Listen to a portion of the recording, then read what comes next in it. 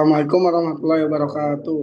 Nah kan, kami dari kelompok 6 akan menjelaskan atau mempresentasikan tugas besar kita. Sini ada 6 anggota. Yang pertama saya sendiri ada Rahmat Afandi. Yang kedua ada Christine Gion Ui Situmorang. Yang ketiga ada Matteo Francesco Sitorus. Yang keempat ada Prasiwi Nusigita. Yang kelima ada Pradipta Umar dan yang terakhir ada Rajendra Gofar. Analisis perubahan organisasi PT Teman Kopi Kita. Sekilas tentang PT TKK. TKK mempunyai lokasi pabrik yang berjarak 6 kilo dari pusat kota Bandung, tepatnya di wilayah Buah Batu.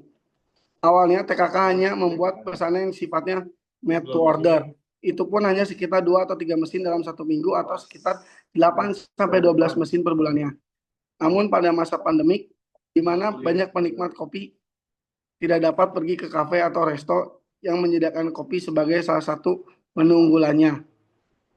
Membuat sebagai pecinta kopi menginginkan cita rasa kopi yang sama di rumah, sehingga terjadi peningkatan pembuatan mesin tersebut.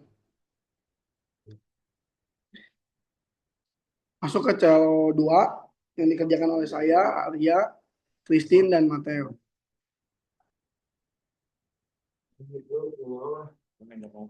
Apakah Anda menganggap kondisi unit kerja yang ada di perusahaan sebelum perubahan terjadi sebagai work group atau work team? Akan dijawab oleh teman saya, Christine. Baik, sebelum kita menyimpulkan kondisi kerja unit perusahaan sebagai work group atau work teams, kita harus tahu terlebih dahulu penjelasan secara sistematis dan juga karakteristik dari work group atau dari work team tersendiri. Pertama, dari menurut Stephen P. Robbins dan Timothy dari bukunya yang berjudul Organizational Behavior, di sini ada beberapa karakteristik yang dibahas. Yang pertama itu adalah tujuan. Tujuan dari work group sendiri itu untuk berbagi informasi, sedangkan dari work team itu adalah untuk kinerja kolektif.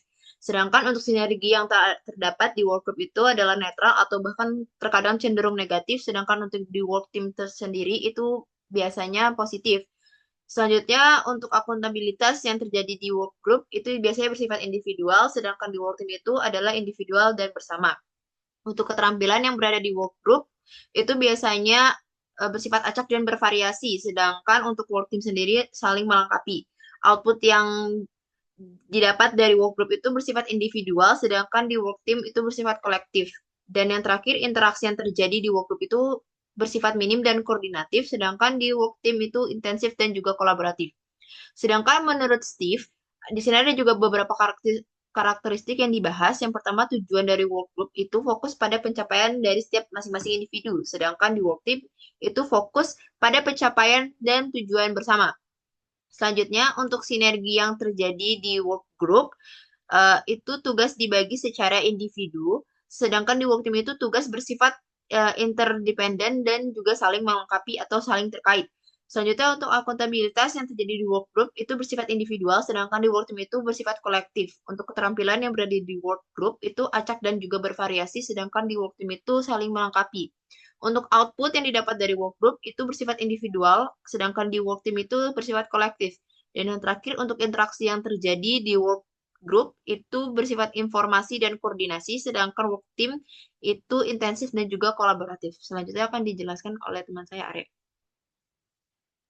Jadi kenapa kita memilih work group? Menurut buku Organisasi Behavior, work group berinteraksi untuk berbagi informasi dan membuat keputusan untuk membantu anggota kelompok bekerja sesuai dengan tanggung jawabnya masing-masing. Atau bisa dikatakan work group tidak memiliki kebutuhan atau kesempatan untuk bekerja secara kolektif. Kinerja kelompok hanya hasil dari kontribusi individu tiap anggota, yang mengakibatkan jumlah masukan lebih besar daripada jumlah kinerja keseluruhan. Selain itu, dari karakteristik yang telah dijelaskan dan ciri-ciri yang ditemui dalam kasus, membuat tim kami sepakat bahwa kondisi unit di perusahaan sebelum perubahan termasuk dalam work group. Berikut adalah alasan mengapa tim kami memilih work group sebagai pilihan kami. Yang pertama, ketika kondisi unit kerja di perusahaan terjadi perubahan, direktur merasa kewalahan terkait masalah operasional, menunjukkan tidak adanya sinergi atau kerjasama antar divisi atau tim. Yang kedua, cara staf dan supervisor sebelum terjadi perubahan hanya berfokus pada masing-masing unit. Salah satu karakteristik work group. Yang ketiga ada fokus tiap staf, pekerja, dan supervisor bersifat individual. Lanjutnya akan dijelaskan oleh teman saya, Mateus Sitorus. Oke, manakah menurut tim yang lebih baik diterapkan dalam unit kerja di perusahaan setelah berubah work group atau work? Dan di sini dari tim kami menjelaskan bahwa tim sepakat work team lebih tepat diterapkan setelah perubahan organisasi karena yang pertama, perubahan strategi perusahaan membutuhkan koordinasi antar tim yang dicangkupkan ada marketing, produksi, dan logistik. Lalu yang kedua dibentuknya tim marketing baru untuk survei minat pelanggan menunjukkan adanya kolaborasi lintas fungsi. Lalu yang ketiga penambahan tenaga ahli untuk meramalkan permintaan menunjukkan perlunya integrasi keahlian.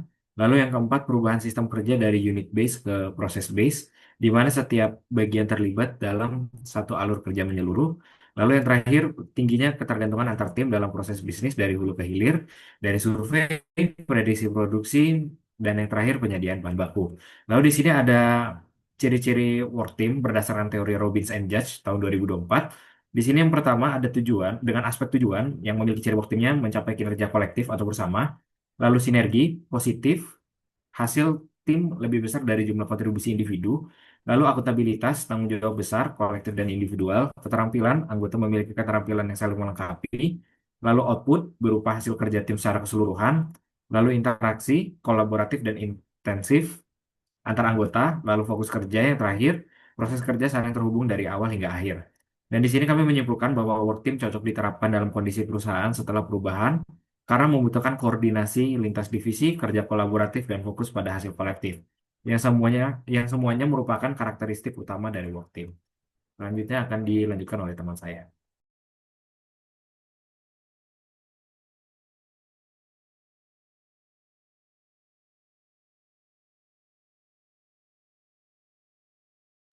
Selanjutnya kita akan masuk ke PLO 3 Calo 3 yang dimana ini dikerjakan oleh Rajendra, Sigita, dan juga Pradipta.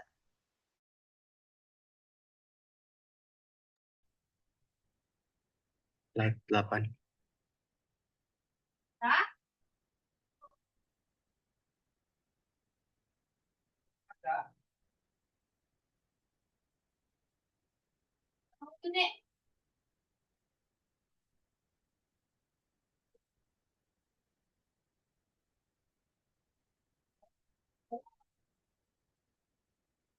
Oke, tipe leadership apakah yang sebaiknya digunakan oleh supervisor dan manajer yang menghadapi perubahan tersebut?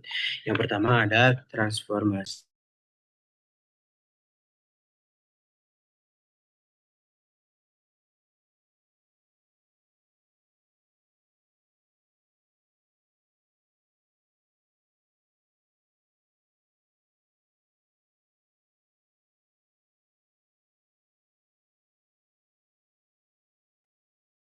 Yang pertama menjadi panutan pembangunan kepercayaan. Yang kedua memberikan visi dan semangat. Yang ketiga ada mendorong inovasi berpikiran kritis. Yang keempat ada memberikan perhatian pada kebutuhan individu. Contoh yang kedua ada situational leadership.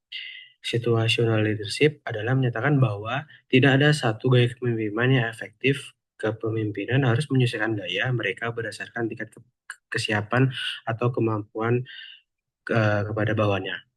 Contohnya ada 4, yaitu yang pertama cocok untuk bawahan yang belum siap, yang kedua ada cocok untuk bawahan yang masih butuh arah dan motivasi, yang ketiga ada cocok untuk bawahan yang mampu akan tetapi kurang percaya diri, yang keempat yaitu cocok untuk bawahan uh, yang sudah siap untuk mandiri. Di sini kelompok kami menyimpulkan bahwa dalam menghadapi perubahan organisasi, transformasi leadership sangat efektif untuk menciptakan visi dan semangat perubahan.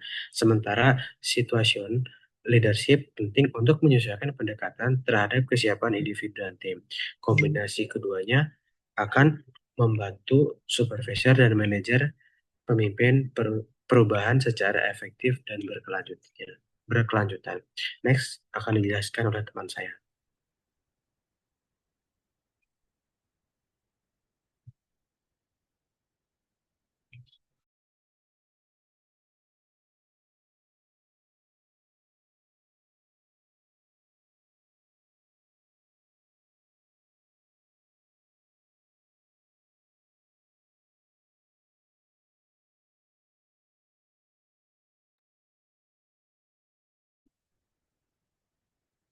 Lalu yang selanjutnya,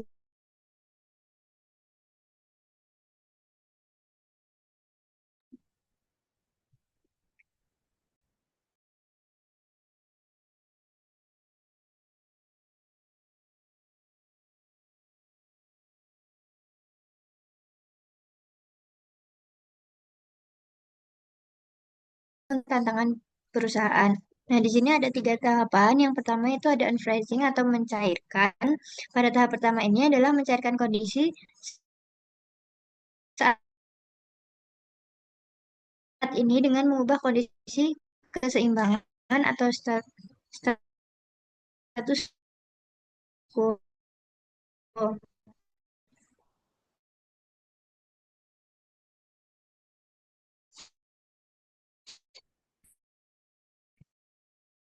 Nah,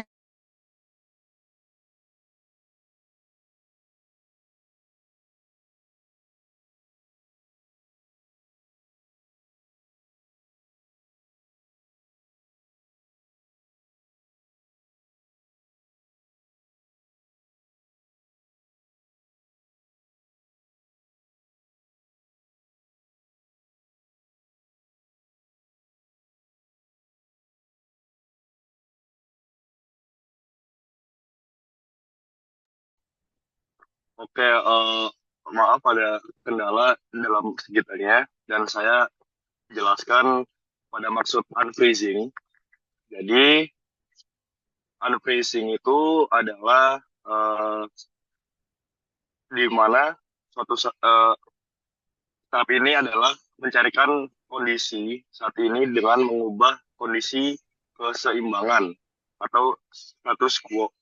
Hal ini dapat dilakukan dengan beberapa hal berikut, yaitu meningkatkan kekuatan pendorong perubahan, mengurangi kekuatan penghambat perubahan, dan yang terakhir adalah dengan menggabungkan keduanya.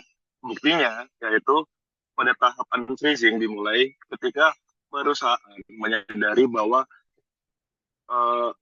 cara lama yaitu make to order sudah nggak lagi efektif untuk menjawab lonjakan semua permintaan pasar mesin kopi rumahan.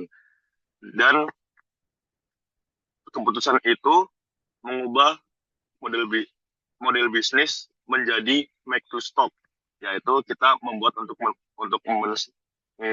nge-stock lagi gitu. Dan untuk yang kedua, untuk definisinya bisa langsung dijelaskan oleh Sigita. lalu yang kedua ada changing and movement atau movement. Changing adalah proses transisi di mana organisasi mulai bergerak dari kondisi atau cara kerja lama menuju kondisi baru yang diharapkan. Nah, pada tahap ini, individu maupun kelompok mampu mempelajari perilaku, cara berpikir, keterampilan, proses, atau struktur baru yang dibutuhkan dalam sistem yang baru. Tujuan utama dari tahapan ini yaitu membantu individu dan organisasi berpindah secara bertahap dan terkendali dari keadaan lama ke keadaan baru yang sesuai dengan tujuan perubahan. Perubahan ini bisa berupa peningkatan efisiensi, perubahan strategi bisnis, transformasi digital, atau perubahan budaya kerja. Faktor penting keberhasilan tahapan ini yang pertama ada komunikasi yang terbuka dan konsisten, keterlibatan dan partisipasi aktif semua pihak. Yang ketiga ada dukungan manajemen puncak, yang keempat pelatihan dan sumber daya yang memadai, lalu yang terakhir ada kepemimpinan perubahan atau change leadership yang kuat. Lalu buktinya akan dijelaskan oleh Rajendra. Baik, pada tahap movement ini itu dimulai ketika perusahaan memutuskan untuk mengubah cara awal yang lama dari make to order menjadi make to stock. Perubahan ini membawa dampak pada cara kerja karyawan, struktur organisasi, serta sistem perencanaan dan pengendalian produksinya. Next. Lalu tahap yang terakhir adalah rephrasing. Rephrasing sendiri adalah proses menstabilkan perubahan baru dengan mengintegrasikan pola perilaku, proses, struktur, dan kebijakan baru ke dalam budaya organisasi. Tujuan utama dari tahapan ini ada dalam teori perubahan Kurt Lewin adalah untuk menciptakan stabilitas dan kondisi setelah perubahan dilakukan. Tahap ini bertujuan agar perubahan yang diterapkan tidak bersifat sementara, melainkan menjadi bagian permanen dari sistem kerja dan budaya organisasi. Selanjutnya akan dijelaskan contohnya oleh Rajendra. Baik, pada tahap rephrasing ini dapat dilakukan setelah perubahan dari make to order menjadi make to stock berhasil diterapkan. Untuk memastikan perubahan ini menjadi permanen, perusahaan perlu menstabilkan cara kerja baru melalui berbagai langkah konkret. Misalnya, perusahaan itu harus menetapkan struktur perusahaan yang jelas dan fungsional, di mana tugas-tugasnya antar divisi itu saling terintegrasi. Oke, untuk next, Mas Arya. Ya, cukup sekian dari kelompok kami. Bila ada kesalahan mohon dimaafkan. Assalamualaikum warahmatullahi wabarakatuh.